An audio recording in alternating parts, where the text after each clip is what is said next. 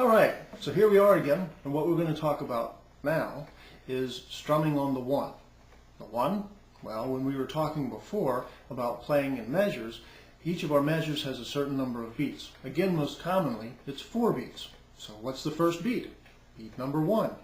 Now the reason we're doing this is because when people are first learning how to play chords, it takes a while to form them.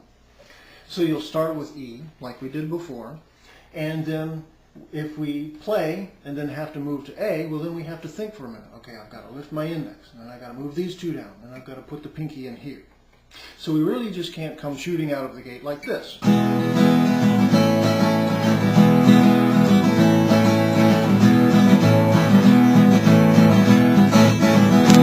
Now can we? No.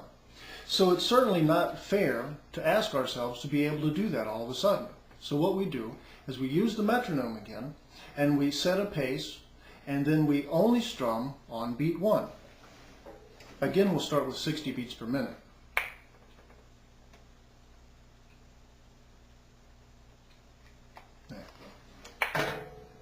Okay, so each of our measures will contain 4 beats. 1, 2, 3, 4. 1, 2, 3, 4. So we don't want any extra space or any extra beats in between. So we start with E. Now again, keep in mind, as in the previous lesson, all of your notes should sound great the first time you pluck through them. So if you're having any trouble with any of the notes and any of the chords, you can't move on to this step, because again, we want to sound great for beat 1. So here's what we have. We're going to strum on beat 1, then let 2, 3, 4, and pass, and then we would play on the next beat 1. Here's the trouble though. We can't wait until after beat 4. That defeats the entire purpose. What we want to do is we want to move as soon as we've played beat 1 and start setting up for beat 1 of the next chord and wait for it to get there and then strum at the right time. Here's what I mean. 1, 2, 3, 4. 1, 2, 3, 4.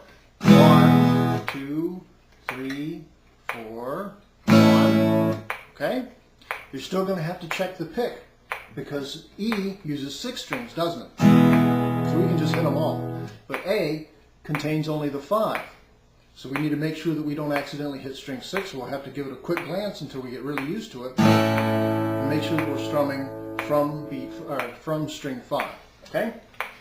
So we have 1, 2, 3, 4, 1, 2, 3, 4, 1, and so on. So however much time you need to move from one chord to the next, that's how much time you should take. So make sure you leave early enough. That's why we do it, so you have plenty of time. So make sure you do it with E minor and A minor. 1, 2, 3, 4. 1, 2, 3, 4, 1, and so on.